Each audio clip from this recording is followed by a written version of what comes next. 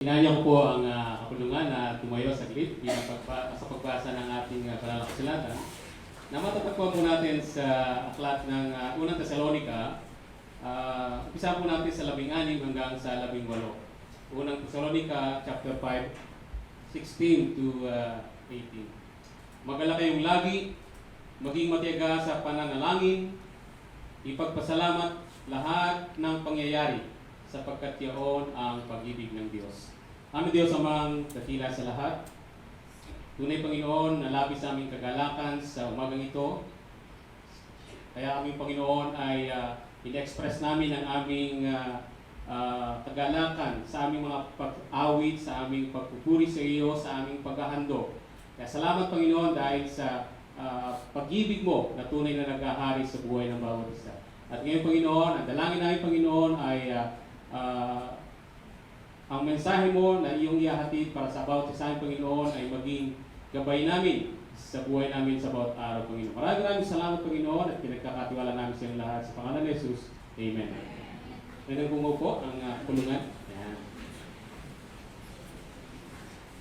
Tagalog na Tagalog tayo. Magandang umaga po sa ating lahat, mga kapatid.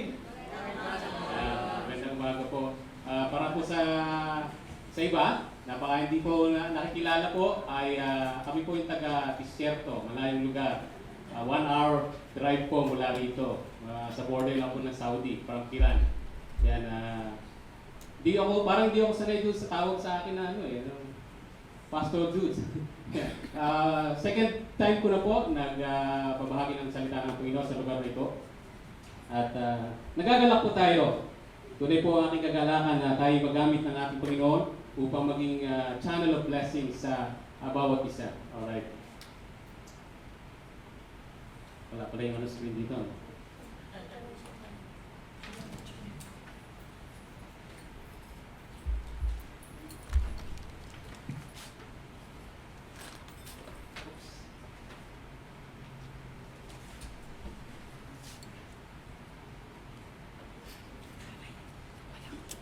Kanina po, habang pagpasok po namin kanina doon sa gate, ang daming tao dito sa labas, ang daming tao sa bukana.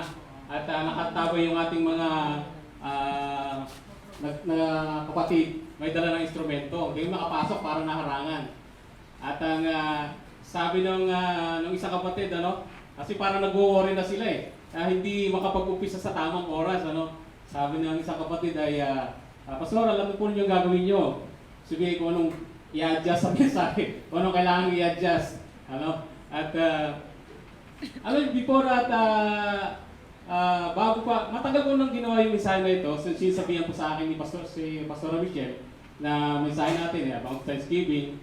At inihanda na po natin ito matagal-tagal. Pero hanggang kanina umaga po, hindi po natatapos yung mensahe ng ating Panginoon. At sabi ko, kaninong record kaya i-break ko? Kasi po ang November po ay tinatawag natin Thanksgiving month, Thanksgiving month. At meron na po mga naunang nag-mensahe sa atin simula ng first Friday of November and last Friday po si Pastor Mike. Sinundan po ng Pastor Mike ay si Pastor Bear.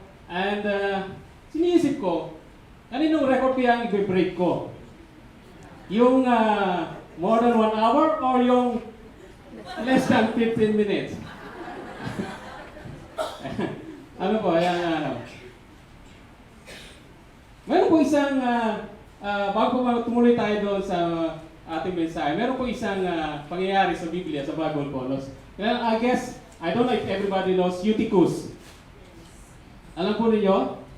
Okay po, siya po yung isang kabataan na nakikinig sa mensahe ni Apostol Pablo, At dahil po doon sa haba ng mensahe ni Apostol Pablo, napasarap si Apostol Pablo, nakaupo sa may bintana si Eutychus, nakaupo siya, doon siya unti-unti nakakatulog na pala siya. Nakakatulog na hanggang sa siya ay nahulog. At, ang sabi doon, siya ay namatay. Namatay si Eutychus, okay? Kaya po, beware po mga kapatid, although walang bintana, nakahulugan, pwede po mahulog kayo, mapapa pong ulo. Yan. At tanong, bakit kaya sinama ni Luke yung istorya na yon, looks like it's in a negative way. Kung marami pwedeng tingnan, negative in a negative aspect. Pero hindi po yun ang gusto natin makita doon. Meron pong mabuting bagay ang nangyari. Gusto makita na ang ating Panginoon ay kayang gawin ng lahat. Ano mo yung after nahulog, bumaba sila, pinuntahan niya sa tapos pinalangin at siya'y muling nabuhay.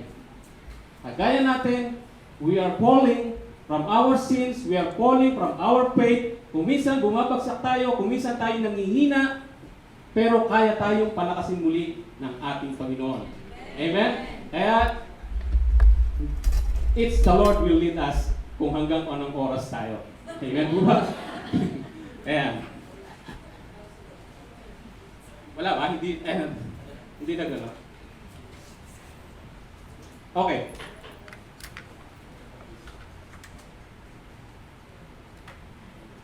Ang ating po topic ngayon ay may patungkol po doon sa Thanksgiving in all circumstances. Yung title ng ating topic, ano? Thanksgiving in all circumstances. Ano?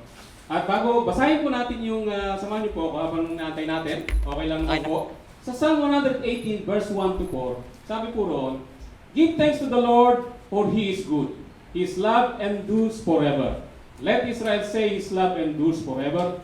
Let the house of Aaron say His love endures forever. Let those who fear the Lord say His love endures forever." Okay po. Ayan. Salamat po mga kapatid sa ang Biblia po, o ang tinuturo po sa atin, talagang keep on reminding us that we should be thankful. A Christian should be thankful always, at all times, and regardless of the circumstances. Kahit ano pa yung mga pangyayari, ay nire-remind tayo na tayo magpasalamat sa ating Panginoon. And that is the right way. I don't think there is wrong with that, even though at yung ating maging mga believers o mga unbelievers ay alam din nila kung paano magpasalamat sa ating Panginoon. Look at what happened now, the situation now in Gaza, in Israel.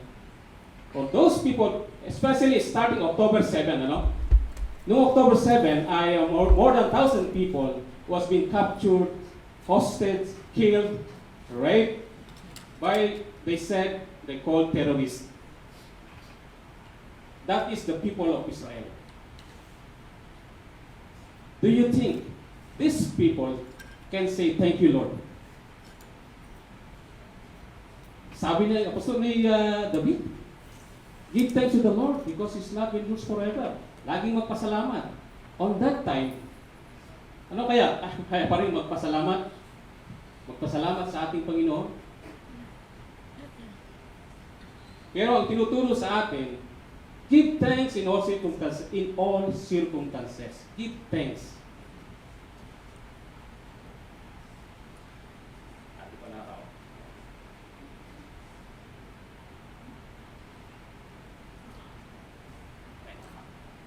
Okay na. Meron na ba?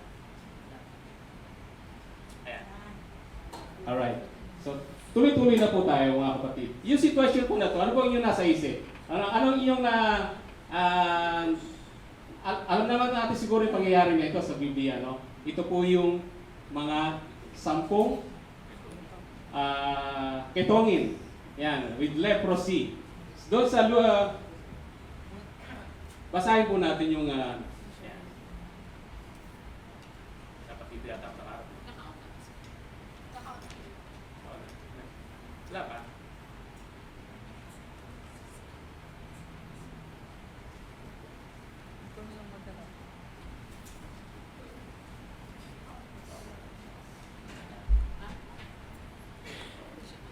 Kami na lang po.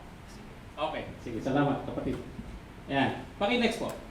Ayan, basahin po natin yung sinasabi doon sa Lucas chapter 17, verse 14. Ayan. Sabi doon ay,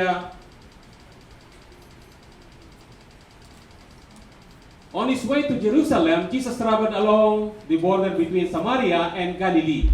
As he was going into a village, 10 men who had leprosy met him. They stood at a distance and called out in a loud voice, Pakabit tayo. Yan. In a loud voice, Jesus, Master, have pity on me.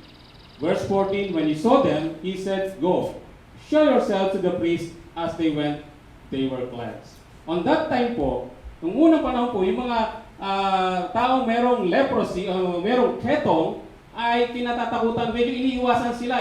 Talagang iniiwasan sila nung araw. Meron silang secluded area. Naka-isolate itong mga tao na to kasi po nakakahawa yung ketong, nakakahawa siya. At talagang nakahiwalay sila, hindi pwede makihilubilo sa mga taong merong magaling o walang sakit. So, ganun ang pangyayari. Pero dahil ngayon, marami ng mga gamot, marami ng mga, hindi na po contagious masyado yung leprosy. Meron na pong gamot para dyan. Purino Panginoon. Thanks the Lord dahil meron ng gamot sa leprosy. Okay. Sabi ng mga, sumagaw sila, Lord, Master, have pity on us. Nakiusap sila, sumisigaw sila sa Panginoon. Sabi ng ating awitin kanina, shout. Shout to the Lord. Thank you, Lord. And then when Jesus saw them, sabi ng Panginoon Jesus, go and show yourselves to the priest. And as they went, they were cleansed. Habang naglalakad sila, ay gumaling. Gumaling yung 10 ketongin. Hindi pa sila nakakarating doon sa priest, ay gumaling na sila. Next po. Ano po? Ayan. One of them, when he saw he was healed, came back, praising God in loud voice. He threw himself at Jesus' feet and thanked him. And he was a Samaritan. Jesus asked, were not all 10 cleansed? Where are the other 9? Has no one returned to give praise to God except this foreigner? Then he said, rise and go, your faith has made you well. Next po. Ayan. Makikita natin dito, Jesus asked, were not all 10 cleansed, where are the other 9? Meaning to say, ang ating Panginoon ay hinahanap niya, ini-expect niya, yung tayo magpapasalamat sa Kanya dahil sa kabutihang naranasan ng bawat isa. 10 yung pinagaling, pero ang isa lang ang bumalik. Tayo mga kapatid, napakaraming bagay na tayo ipagpapasalamat sa ating Panginoon. Pero, meron ba tayong time always to thank the Lord? Sometimes, nagpapasalamat tayo, madalas kapag tayo nakareceive ng blessings. Walang duda yun. Kapag tayo nakareceive ng blessings, thank you Lord, salamat Panginoon. Salamat Panginoon, na-increasean ako, salamat Panginoon. May another contract ako, salamat Panginoon. Pero how come, we're in the time of adversity? Oras ng mga problema, oras ng mga pagsubok sa buhay natin.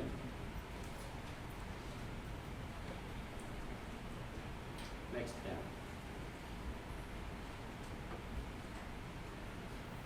Sabi po, praise the Lord, my soul, and forget not all His benefit. Psalm 103 verse 2. Lagi nating purihin ang ating Panginoon at huwag nating kalimutan yung mga benepisyong naranasan natin. Pero kuminsan, yung mga buhay natin, when we are in trouble, o medyo may problema tayo, ay nalilimutan natin ang ating Panginoong pasalamatan pa rin. Kasi may problema tayo, lagi tayong complain ng complain. Bakit po Panginoon? Bakit naman ako'y laging nagsisimba? Lagi ako nagpupunta sa church. Lagi akong nagbabasa ng Bible, pero dumarating pa rin yung mga problema natin.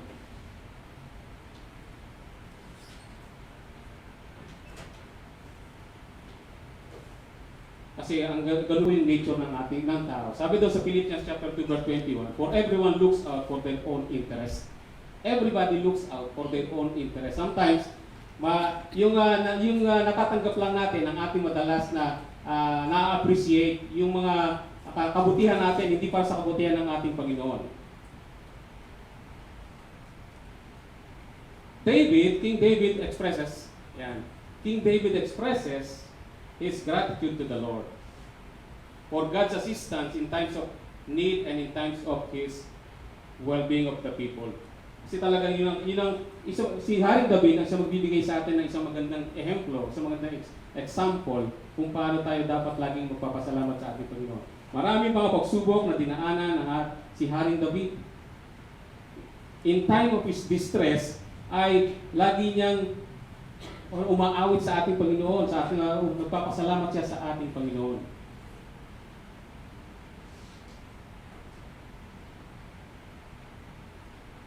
Next po. Yan talaga. Sana gumana ka. Kaya sabi po ni Apostol Pablo, dapat po tayo magpasalamat lagi sa lahat ng circumstances na nangyayari sa ating buwan. Whether it's good or whether it's bad, whether it's hardship, kung ano mang problema na naranasan natin, ipagpapasalamat pa rin natin sa ating Panginoon. Yung ating mga pagsubok, alam natin na yan ang nagiging daan upang tayo magkaroon ng kalakasan. I'm so thankful and grateful to the Lord. I'm 19 years na, last October 12, sa aming kumpanya. At napakarami na pong pagsubok talagang pinagdaanan natin. Pero salamat sa Panginoon dahil nandito pa rin tayo. Nakatayo pa rin at nagpapatuloy. Siguro kung ako'y madaling sumuko, kung sumuko ako noon, yung mga pagsubok ko noon, yung naranasan ko, ay wala na tayo dito sa meron palang purpose, meron dahilan ng ating Panginoon. Okay. So, meron pa ilang ways na makakapatulong sa atin, simple lang, upang tayo ay lagi makapagpasalamat sa ating Panginoon. Kapag nag-prepare ko ng mensahe, lagi kong meron mga tawag doon, madali lang, yung simple lang maintindihan ng tao, madali ma-remind, ma-recall, may mga, tawag doon sa acronym ba yun? Ayan, next one. Ayan, so meron tatlong S na kaparaanan kung paano tayo ay makakapag-express ng ating gratitude sa ating Panginoon. Simple lang, S. Okay, next. The first S is, ayan, we say it. Say it. Sabihin natin.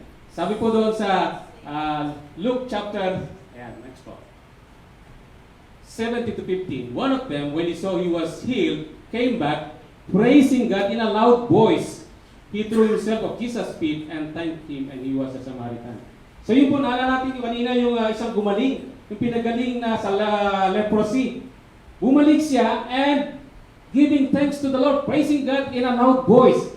So yung ating mga sasabihin natin, i-express natin. Kaya kung minsan, pagka yung, eto may church po kasi ito, kaya wala tayong mga sharing of testimony, sharing of blessing, pero sa ating mga satellite churches, ginagawa po natin yan. At nakakalungkot po, pagka yung walang matawa, kung namimilit pa yung crusader. Di po ba? Naranasan niyo po ba yun sa mga satellite churches ninyo? Okay, tatawag na ako. That is not supposed to be the attitude of a deep, yung malalim na pagkaunawa na Kristiyano sa ating Panginoon. You should be always grateful to the Lord. Laging handa tayo magpasalamat sa Panginoon. It is not to brag, it is not to magyabang. It can be a blessing to others, to encourage others. That when the Lord bless you, ay magpapasalamat ka, maririnig ng iba, oh, pwede rin pala mangyari sa akin yun. Kung ako'y magtitiwala sa Panginoon, kagaya niya, Lord will bless me. Oh, meron din siyang problema. One of our brothers there in Kiran ay talagang mabigat ang kanyang pinagdadaanan. Minsan hindi siya makapagbakasyon. Gusto na siya pagbakasyon ng kumpanya, pero hindi siya makapagbakasyon dahil, bakit po? Dahil sa pera. Yung pong anak niya ay nagdadialysis 3 times a week. But he never fails to give thanks to the Lord kapag nandun po sa kapilya. Give thanks to the Lord. Salamat sa Panginoon. Salamat sa asawa ko na matyagang, yung kanyang pong wife ang matyagang naghahanap ng tulong doon sa Pilipinas. Lahat ng, sabi ko, mabuti pa itong asawa ni kapatid na ito eh. Namit na niya yung mga senador na ito eh. Yung House of Representative, itong ganito, si Bongo. Marami siyang napuntahan. Kasi talagang yun ang kailangan nila financially, ay kailangan nila ng tulong, hindi nila kaya. Kaya siya nga, hindi na siya nagbabakasyon para lang may maipadalang pera. in times of troubles, makakapagpasalamat ba tayo sa ating Panginoon? Tinuturo sa atin, ang example natin, yung Samaritan na pinagaling, let's shout, let's say it to the Lord. Sabihin natin.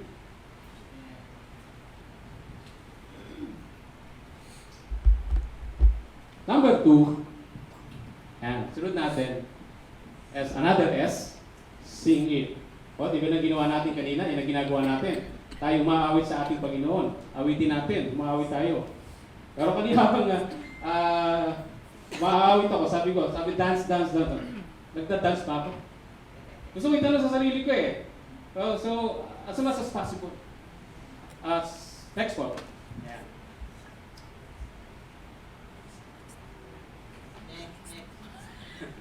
Sorry kapatid. Psalm 95 verse 2, sabi ko rito, let us come before Him with thanksgiving and extol Him with music and song. Sabi po ni Haring David niya, ayun po sabi ng psalmist natin, let us come before Him and with thanksgiving and extol Him with music and song. Yan po yung ginagawa natin karaniwan talaga. One way to express our gratitude to the Lord ay yung ating pag-awit at pagpupuri sa ating Panginoon. Talagang, pwede sa ibigay natin ang todo. Kung sana dancer na tayo lahat, kagaya nila eh. Habang nagda-dance yung ating mga tambourine dancers, ay sana marunong din akong magsayaw. Para makapagsayaw para makapagbigay ng papuri sa ating Panginoon. Kagaya ni Haring David, in time of distress, he can sing to the Lord.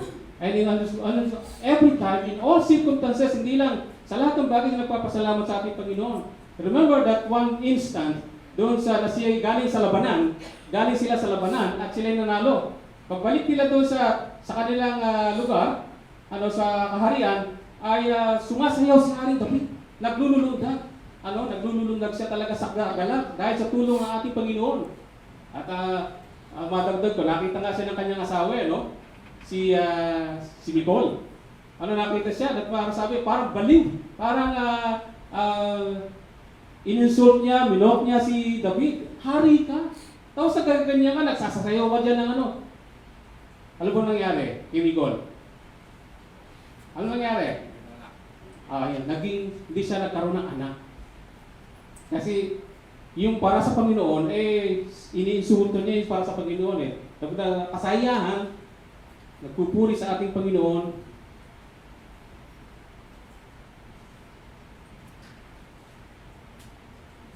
The psalmist invites us to approach God with thankfulness and to worship Him joyfully. We are to acknowledge the kingship of Christ and demonstrate our gratitude by singing and shouting praises to Him. Okay. Yan. When David's life is full of things that would cause worry, by looking around, he would intentionally give thanks. He give thanks to the Lord always. Kung babasahin natin yung Psalms, sabi doon na 105 verse 1, oh, give thanks to the Lord, call upon His name, make known His deeds among the people, sing to Him, sing praises to Him. Tell all of His wondrous works, remember the wondrous works that He has done, His miracles and the judgment He uttered. Now, hopefully, yung mga taga-Israel ay nagpapasalamat, and not only Israel. Maraming mga gasa, yung sa nangyayari sa kanila, nakakalulos, nakakalungkot yung pangyayari niya talagang, pag nakita mo talagang yung mga building na durog-durog. So ano nangyayari sa mga tao na ito? Magpasalamat pa rin tayo sa Panginoon sa kabila ng mga pangyayari sa buhay natin. Kung tayo man ay bumabagsak, maraming mga pagsubok na dumating sa buhay natin, huwag natin kalilimutan lagi. Tayo magpapasalamat sa Panginoon. And lastly, show it. Yan. Show it. Another S. Ipakita natin. In Luke chapter 7 verse 36 to 50,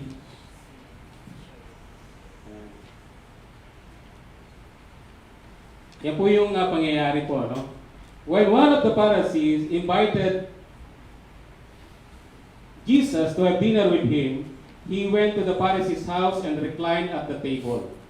A woman in that town who lived a sinful life learned that Jesus was eating at the Pharisee's house. So she came there with an alabaster jar of perfume.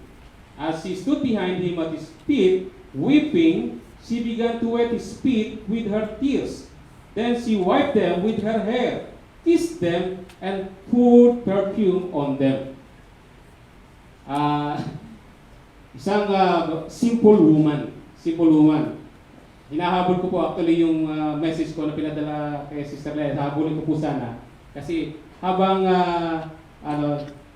it is not Mary Magdalene po, hindi ko nasulat ko po kasi yung Mary Magdalene. Ayan. Kasi alam naman natin kasi yung lagi natin sinasabi yung simple woman. Yung sa Biblia ay si Mary Magdalene. Pero isa isang Mary. Pero hindi ko na dapat sinabi yung Magdalene. Okay. So simple woman. But in any case, si Magdalene, kasi meron pong maraming Mary. Mary of Bethany. Mary of Bethany, siya po yung kapatid ni Lazarus at ni Martha. Mary Magdalene. Mary of course yung nanay ni Jesus Christ. Yung pong Magdalene, hindi po apelyido yun. Magdala, lugar po yun. Lugar po yun, Magdala. Ayan. So nakita natin dito, show it. Anong ginawa nung simple woman? Pumunta siya doon, nakita niya ang ating Panginoong Jesus na nagkasama yung mga alagad sa bahay ni Simon. And then, pumasok siya, daladala niya yung jar o yung hindi po yung pabangong yung maliit lang, jar. Alabaster. Jar of perfume. Yung pong jar na yun ay medyo malaki at talagang mamahalin pabango ang laman nun. Habang pinag-aaralan ko yung nire-research ko, marami po akong librong binasa na about Mary Magdalene at saka sabi nila mahal daw yun daw yung ginagamit ng prostitute, yung para gamitin siya pabango sa kanyang trabaho at talagang expensive, mahal yung pabango na yun. So, pinakita ng babaeng makasalanan na ito, after siyang iligtas ng ating Panginoon mula doon sa kasalanan, paggawa ng kasalanan, from a simple woman to become a faithful woman, ay ipinakita niya yung kanyang gratitude, yung kanyang pagpapasalamat through this action. Yung kanyang kayamanan, yung kanyang pag-aari, yung kanyang meron siya, I mean to say, his finances, she's willing to give for the Lord, to give thanks to the Lord through showing his gratitude. At sabi pa doon ay yung kanyang luha, ang ginagamit niya, buhok niya, pinampupunan sa paa ng ating Panginoon. So talagang nakita natin doon yung malalim na pagkakilala ng babaeng ito after na siya ay iligtas ang ating Panginoon.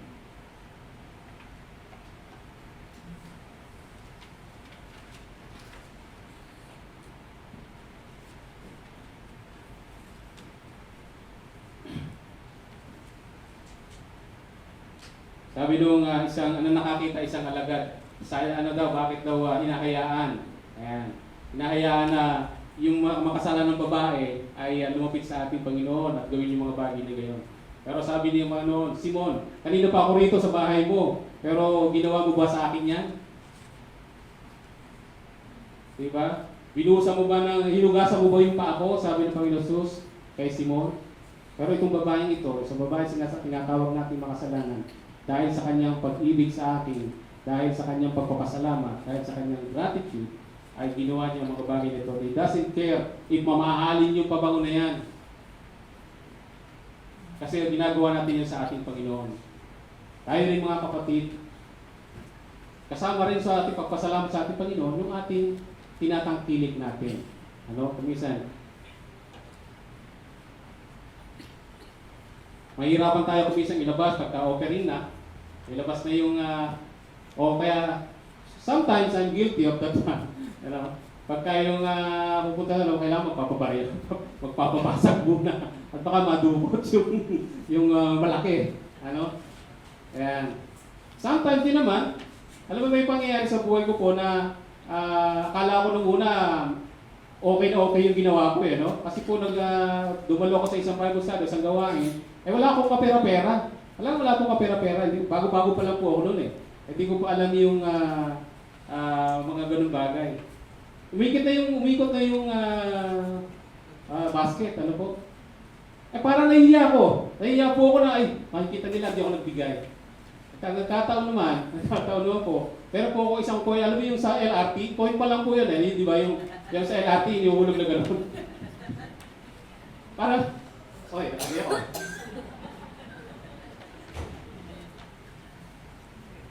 Kala ko nun okay yun. Kasi pero ang Panginoon po nakikita pala yung puso natin. Na-realize ko na hindi natin kayang dayain ang ating Panginoon. Marami mga nagbibigay is to promote himself. Marami nagbibigay ay para sumikat. Marami nagbibigay para kilalanin. Marami nagbibigay para every time may anniversary, tatawagin sa harap, certificate of appreciation. Ayan. Di ba? Pero marami din nagbibigay. Talagang sa kanilang kalooban, ito'y para sa Panginoon. Ibinibigay nila ito sa person. At it doesn't matter big or small. Malaki o maliit, ang importante yung tayong nagbibigay tayo sa atin. Ipinapakita natin, we are showing our gratitude to the Lord because we love Him and we are thankful for the Lord. Kapag daw po tayo ay bitter sa ating buhay, ayan, ay marami po naapektuhan sa buhay natin. Next po, yan. Merong mga ilang bagay sa buhay natin na naapektuhan kapag tayo ay hindi tayo marunong magpasalamat, bitter tayo sa ating buhay, lagi tayong nagagalit,